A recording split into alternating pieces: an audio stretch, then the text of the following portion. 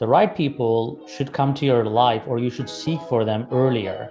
And we tend to think that, oh, yeah, I don't want to pay a consultant for per hour consultants. We don't want to pay them. But actually, the best money spent is not for material, is for the knowledge. Welcome back to another episode of Founders Club. I'm your host, Dez DeCosta, and today I'm speaking with Dr. Ahmet Ergin. He's an endocrinologist and founder of SugarMD. He empowers people with diabetes through holistic remedies focusing on practical lifestyle changes to help manage this disease. We're diving into his philosophy, journey as an entrepreneur, and more, starting right now. Welcome back to another episode of Founders Club. Today I'm speaking with Dr. Ergin with SugarMD. SugarMD empowers individuals with diabetes through holistic remedies, education, and resources. Dr. Ergin, welcome to the show. We're going to dive into who you are and understand your philosophy as a business owner and learn so much more about SugarMD. Thank you. Thanks for having me. Absolutely. So let us know, how did you get started in this business? Well, by trade, I'm a physician. So taking care of patients is my first priority. What got me started was patient feedback. My patients always wanted non-medication options, holistic options. They had a lot of questions about their diet and lifestyle, which I was not trained as a physician. They train us to basically diagnose a problem and fix a problem, but not necessarily address the root cause of the problems. So during the practice, that awakening helped me understand what patients think and understand everything from their standpoint. And that led me to study functional medicine, holistic medicine, and I wanted to share that knowledge with my modern medicine background with my audience. Fantastic. Thank you so much for elaborating on that. How long ago was it that you launched SugarMD? How did this all come to be? It was around 2019. At that time, even before the COVID, I actually wanted to start as a remote diabetes management company. And then the COVID hit, and things turned around a little bit differently. So we shifted the focus because based on the customer feedback, we focused more on our YouTube channel. I have written two books in the meantime. So I wanted to, instead of individually addressing concerns with one-on-one, I found that it's sometimes more helpful to address the solutions and share it with masses so that more people can enjoy and appreciate the work we are doing. And we made it for free for the public. Our books are still free. YouTube channel obviously is there. And then we have a lot of other resources. And of course, we have dietary supplements that will help supplement their healthy lifestyle and reverse their health conditions. Wow, so there's so many different facets to what you provide to your patients. So the supplements, can you help me understand basically what would be the perfect candidate or patient, and how would you go through the process of then matching them up to whatever resources or what they need? Right. So it starts with patients really frame of mind or mentality or how they approach.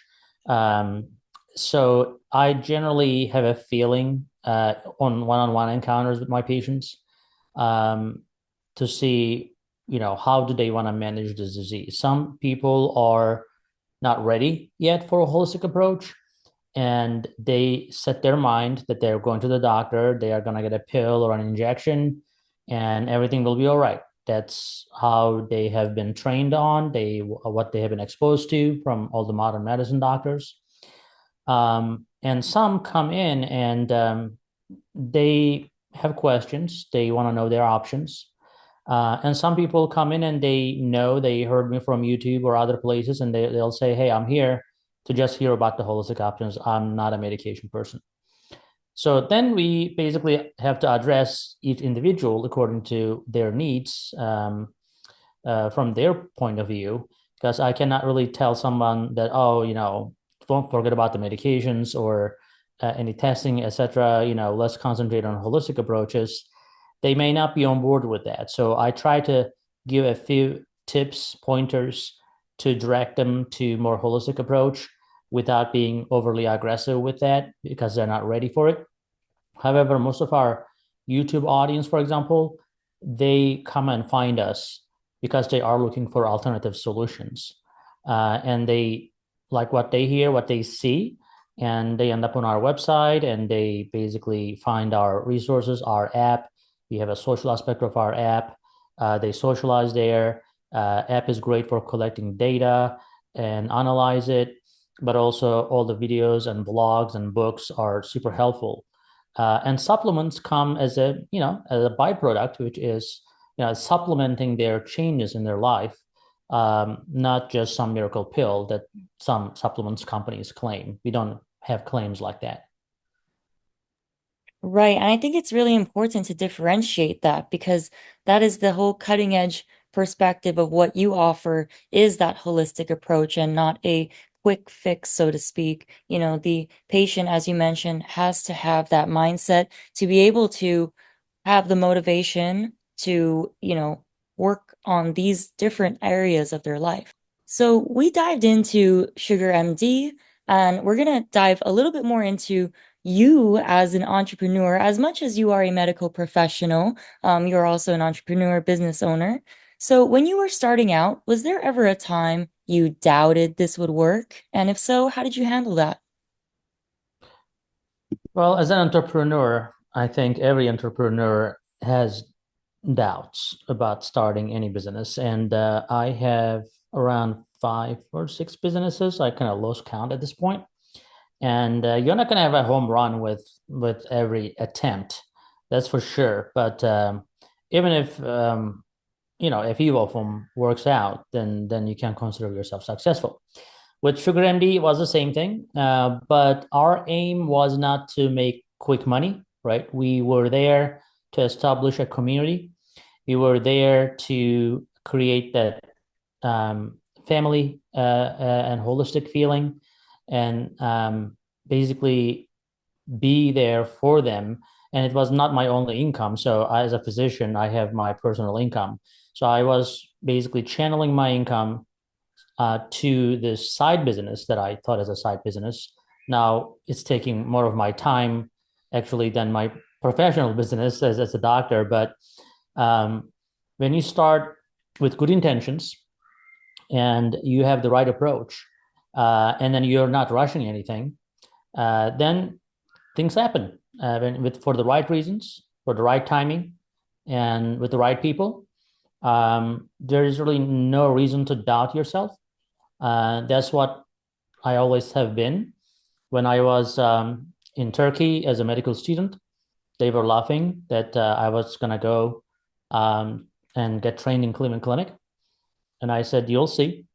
And I believed in myself. I did what's right. My intentions were right. I came to this country and I had a residency at Cleveland Clinic, just like what I said when I was a medical student. And when I was a medical student in Cleveland Clinic residency, the fellowship is even harder to get to. So they were telling me that, oh, Cleveland Clinic doesn't really even pick their own residents. They pick the top line, top of the world people. So don't even think about be a fellow at Cleveland Clinic. I said, you'll see. So I put to work. I had the right intentions and the right approach, and I became a fellow at Cleveland Clinic. So everything is doable.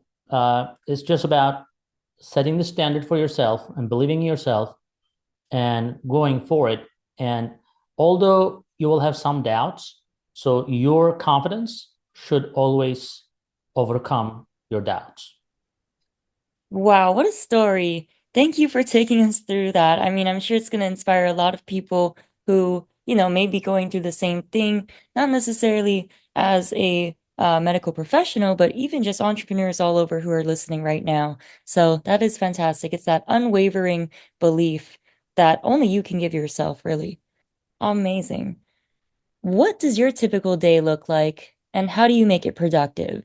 I know you mentioned you lost count of how many businesses you have, and you have your patients in your practice. So, what really does your day look like? So I start my day um, very early, around 5:30, 6 o'clock. The first thing I do is prayer. It's very important. It sets the stage for anything successful in life. Doesn't matter what religion you have or what you believe, at least some meditation that I strongly recommend people to do. So that prayer is extremely important for me to start my day.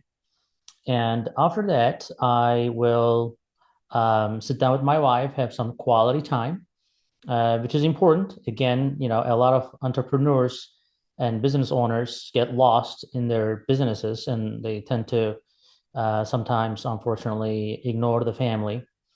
I wake my kids up and I change their diapers and give them their milk and all that, and head out to the gym. So actually, there'll be some people will be like, "What's he talking about?" In reality, if you don't really give the oxygen to yourself first, you're not going to be able to save anybody, right? So what I try to do is I try to take care of myself. Try to take care of my family, which are very important because without a family or without a healthy body, you cannot really function as a business owner or at least make healthy decisions. So I take care of that business, come back from the gym and take a nice cold shower and head out to work.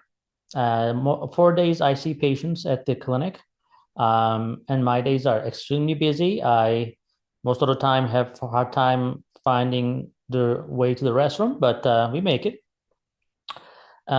It's good that day passes quickly. And then at the end of the day, I review my emails. I respond to those emails by making some decisions. And as a business owner, what I try to do is I try to find the right people to execute my decisions. If I have meetings, I also make those meetings at the end of the day during the week. Um, and we kind of get the ball rolling with everything. And I don't micromanage. I prefer to trust my workers. And so basically, I hear them from once a week, etc., and I respond to their emails. And at some point, I just close my day and come back home with my family again and have my dinner, relax, play with the kids, and trying to be a good family man with the kids, etc. And occasionally, if it is really important, I will take a late call or something like that. But I try to keep that family time, especially on the weekends too. However, I think planning is the most important thing. So a lot of people start their day not knowing what they're going to do. And if you have a solid plan and you stick to it, and most of the time you get things done. And if you don't have a plan, you're just yanking it, then it's just probably half of them is not going to be done. No, that's a very practical way that you just described your day. And I see, as you were, talking, a lot of balance. So it's very intentional. And I think really that's what you were trying to drive home, the intentional way that you designate your time and in your own way, just a very holistically balanced life. Based on that, what is one habit of yours that makes you more productive or successful as an entrepreneur? One habit. My gym time is very important to me. So if I don't go to gym, I generally feel less energetic. Having a breakfast every day is also important. And I know you said one habit, but I would say three things. Yeah. The third thing would be having a good sleep. So without a good sleep, without a good physical activity, Mhm. without a good breakfast, I don't think you can be very productive. Makes perfect sense to me. What is one trend that excites you? This can be within your industry or any trend. I am generally excited when anything new comes in the functional medicine space, any new study, because we are rediscovering a lot of things that used to be practiced 100 years ago before modern medicine kicked in. Uh, we are trying to rediscover that. And and that excites me every time I find a new information, a new trend in functional medicine space. I generally get excited and follow that. So just any kind of new trend or, cutting edge, I guess, rollout in your space, how can you not be excited about that? What is some advice that you would give your younger self? Yeah, for my young self, it is hard to tell, but you make decisions, and it is. I don't think any decision is bad, and bad decisions sometimes lead to good things. But what I would say is, when I was younger, I wish I was more patient. I wish I was more courageous. I wish I started things that I'm doing right now earlier. Um, but I think it's a part of your development, right? So you grow into what you're doing, maturity. I used to think myself, why all these older people after their 40s, they end up being respected or they're always on TV and stuff. You don't see super young people talking about things, etc. What's their secret? As you get older, you realize that life teaches you a lot of lessons. And I wish I had maybe a better guide in my life when I was younger. A lot of things that I have discovered myself, that I've taught to myself. So I think everybody should have a good mentor, a good guide in their life when they're young. Um, that I definitely didn't necessarily have. Mentorship is truly important. At what age did you say you had a mentor, or did you have a mentor going through your journey? I had mentors like in terms of like research studies or like in a more centralized. It was I wish I had an entrepreneur personality that encouraged me or pushed me to do things earlier. So I did a lot of financial mistakes myself, and that hurts later. But yeah, if I had the people that I have in my life right now, my current financial counselor, the right people should come to your life or you should seek for them earlier. And we tend to think that, oh, yeah, I don't want to pay a consultant such and such for per hour. Attorneys, we don't want to pay them, or consultants, we don't want to pay them. But actually, the best money spent is not for material, is for the knowledge. And if you find that right knowledge from the right people, then you're on the right track and you can get things done a lot faster. I hear that all the time. Speaking with many professionals and founders like yourself, I feel like that's generally the question or the answer that they give on this question, which is to, seek out that knowledge earlier. All right, tell us something that is true that almost nobody agrees with you on. Perhaps something controversial, but you find that perhaps there stirs a conversation sometimes. I am more integrative.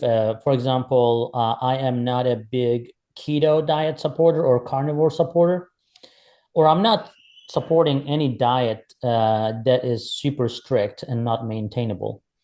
And I find that very controversial because a lot of people, it's like religion. People pick something and everybody thinks that theirs is best, or political party, they pick something and everybody else is bad.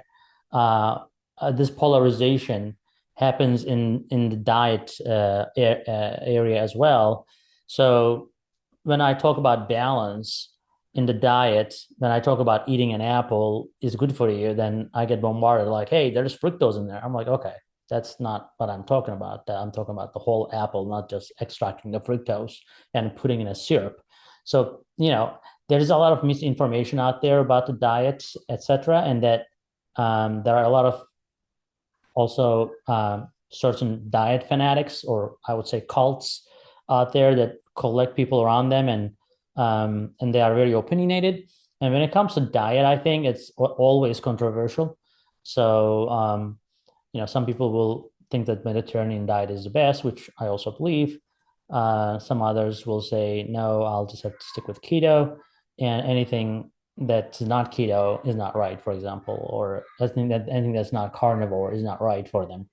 So that is, I think, what I find the most controversial when I speak about diet. Yeah, because it can't be a one size fits all. And I think at that point it just becomes a issue more of social tolerance. Being able to accept and understand what may work for one person may not work for somebody else. Exactly. That's what we have been missing Mhm. in the last few years in the US, unfortunately, the lack of tolerance and the Yeah, understanding of each other. for sure. All right, let's dive again back into the business, Sugar MD. So we're gonna go through a couple questions here regarding the strategy of putting the business together and how you grew it to the success that it is right now. What is one marketing strategy other than referrals that you're using that works really well to generate new business? I would say that's pretty simple answer, and that would be my YouTube channel. Definitely, it creates a good, loyal following. People appreciate the value they're getting, and they are willing to come back and purchase that supplement or whatever you're selling from you because of the value that we are providing. What is the toughest decision you've had to make in the last few months on your business? Yeah, we had to actually um, design our website again after spending a huge amount of money on a very custom website that we thought was going to be great.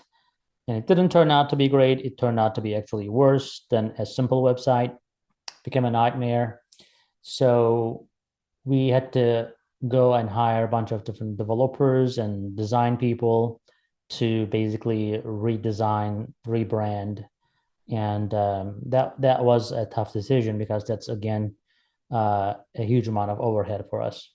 Yep, the time and the money, and also the disappointment, which I'm sure you had a particular timeline and we're looking forward to something. Yeah, So, we are actually working on relaunching the new website by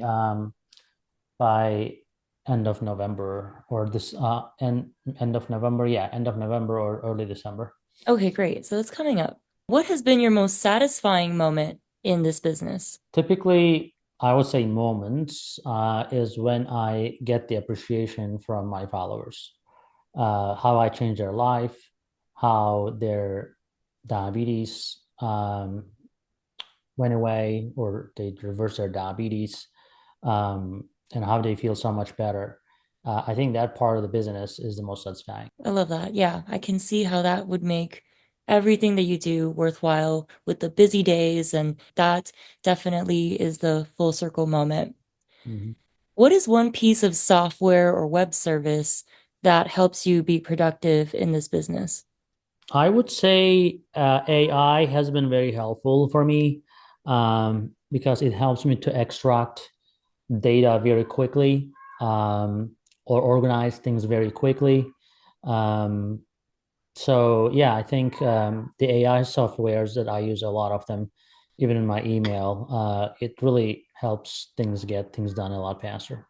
Right. You use less brain power when you can, I guess. Brain power, but also, finger power. You have sometimes you just tell AI to organize things instead of you sitting down and trying to do it yourself physically for 30 minutes. It definitely Right. helps. All right. What is one failure you've had as an entrepreneur? How did you overcome it? Well, we had an unexpected recall last year, and totally caught us off guard and helped us understand how we can avoid a future recall like this. So it helped us grow as a company, and we learned a lot from that. We lost a lot of business because that was our most popular product, um, and it, we now have a strategy to revitalize that product and obtain all the necessary precautions to make sure that never happens again. So that is, although we have not yet recovered or we have not brought it back to the market, but we are taking our time on purpose to make sure that we don't have any other mishaps like that in our company, which happens even, even the largest companies have recalls. But, we as a small company, we still want to make sure that we never repeat that again in any way or fashion, which affected our business tremendously last year and this year. And in 2025, our hope is to totally recover from that with the precautions and measures we have put in place. I see. Okay. Well, thank you for elaborating on that. And yes, let's look forward to 2025 and, amongst all the many amazing other resources and things that you have rolled out still currently. All right, we're down to the last final few questions. What is one business idea that you are willing to give away to listeners right now? Let's say if you had, no current businesses starting from a clean slate, what would be a business idea that you would pursue? I would definitely pick a business that I'm passionate about, which will be in the medical field. I think that would be writing a very informative book that can be consumed by masses in a digestible fashion and create that business around the book with the following. And that could be actually anything that is related to the area that the entrepreneur is in. There's always opportunities to dive into. And what the customers are looking for is trust. So starting a company without a strong foundation is hard nowadays. It is hard to convince people. And I understand the customer's point of view. Why would they trust you? Is the main concern for any product. Unless you have been in the business for so long as a new company, you're fairly disregarded by most customers, especially if it is a high value product, a high dollar product. So I would say become the authority in whatever you're trying to do first, and then launch a business around it. And I cannot necessarily point out to any specific business because I already have so many right now, and I don't want to think another one. But for anyone who is in business, who wants to start a business, they have to make sure that they really know the business, they really know the area before they jump into business, at first. And that happens with a lot of research, understanding, reading, practicing before even launching any company. Yeah. Doing the research Oh, and pretty much, yeah, research and development before you spend capital or, invest unwisely. Definitely important there. yes. All right. What is the best $100 you spent recently? What was it on? And yeah, and what did you spend it on? I actually spent $200, not 100. I would say the most that important thing was, I took my wife for a lunch. It was an expensive lunch, but it was my wife in a nice restaurant, and I think that is more important than anything you can spend your money on, some quality time with your Yeah, moments where you can break away. That's a lovely answer. Awesome. What is one book you recommend, or just a book that has inspired you on your journey?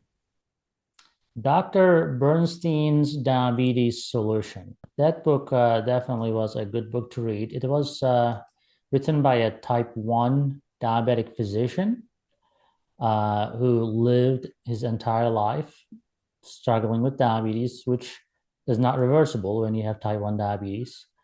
And he uh, really put together a good amount of information about the physiology and body's response to different foods and medications, etc.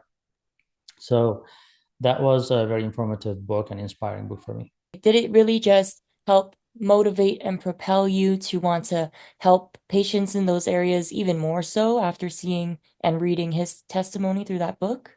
Yeah, I realized, how difficult it is even for a physician to manage the disease, right? So it is a struggle.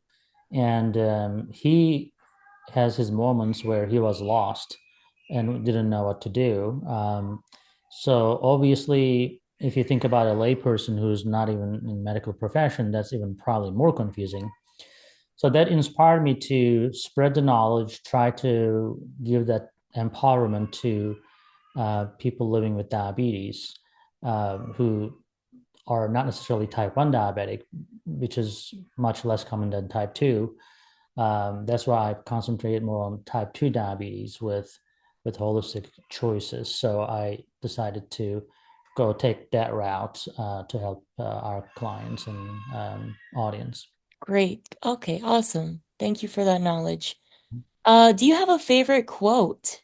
What is your favorite quote? Hippocrates said, all disease begins in the gut. And that was, he's father of medicine, and he was so right. And he also said, let food be thy medicine and medicine be thy food. Um, and that's what we are going back to nowadays. And that's why that quote for me is one of the most striking quote from him. Yes, I've heard that quote before. Yeah. And after I heard that, it made a lot of sense, as far as what we consume. Sometimes we just mindlessly choose what to eat, not thinking about the repercussions or how it will affect our body in the long term. Mhm. All right. What does the future hold for your business? What are you most excited about? I'm very excited about getting our website very functional and very holistic looking and good customer experience for them all around on our website. That's number one. And number two, we are bringing back our advanced glucose support, which had a recall on it. And we had to postpone production for almost a year now. And I'm excited about both the website and comeback of the advanced glucose support. A lot to look forward to there. And now, last question for everyone. How can people find out more about SugarMD and more about you, Dr. Ergin? So sugarmds.com is our website, and YouTube channel is called SugarMD. We have an app as well, and I'm sure if they Google my name with SugarMD, Dr. Ahmet Ergin, they'll find a lot of information. They'll probably end up on our website, and it's plenty of information with blogs, the books, the YouTube channel. I think will help them have gather more data about us. Fantastic. Thank you so much for your time. And thank you for sticking with me through this. I know you're a very, very busy person, so I really appreciate you, shedding all of your knowledge with us today. Thank you. Thanks for having me.